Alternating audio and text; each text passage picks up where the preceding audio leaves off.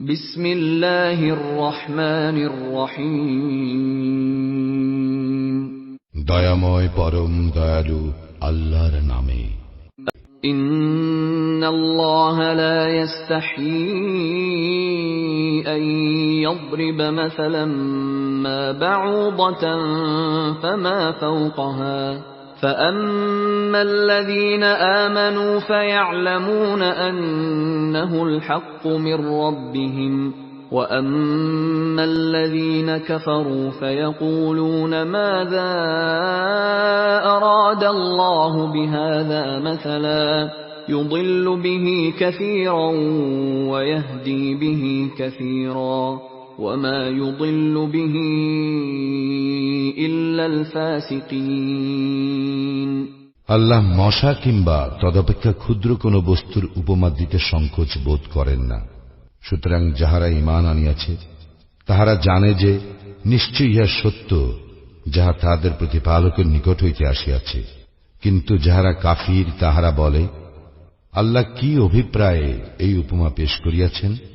ইহা দ্বারা অনেককেই তিনি বিভ্রান্ত করেন, আবার বহু লোককে সৎপথে পরিচালিত করেন। বস্তুত তিনি পথ পরিত্যাগকারীগণ ব্যতীত আর কাহাকেও বিভ্রান্ত করেন না। الذين ينقضون عهد الله من بعد ميثاقه ويقطعون ما أمر الله به أن يوصل ويفسدون في الأرض أولئك هم الخاسرون। যারা আল্লাহর সঙ্গে দৃঢ় অঙ্গীকারে আবদ্ধ হইবার পর উহা ভঙ্গ করে, যে সম্পর্ক অক্ষুণ্ণ রাখিতে আল্লাহ আদেশ করিয়াছেন তাহা ছিন্ন করে এবং দুনিয়ায় অশান্তি সৃষ্টি করিয়া বেড়ায়, তাহারাই ক্ষতিগ্রস্ত।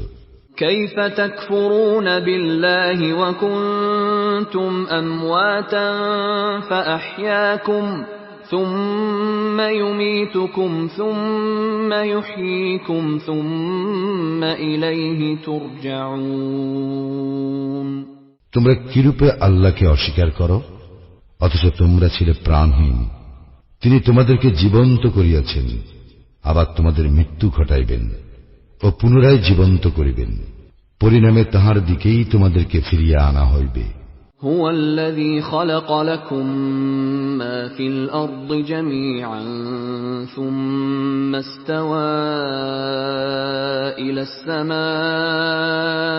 فسواهن 7 سماوات وهو بكل شيء عليم। তিনি পৃথিবীর সবকিছু তোমাদের জন্য সৃষ্টি করিয়াছেন, তৎপর তিনি আকাশের দিকে মনোসংযোগ করেন এবং উহাকে সপ্ত আকাশে বিন্যস্ত করেন। তিনি সর্ববিষয়ে সবিশেষ অবহিত।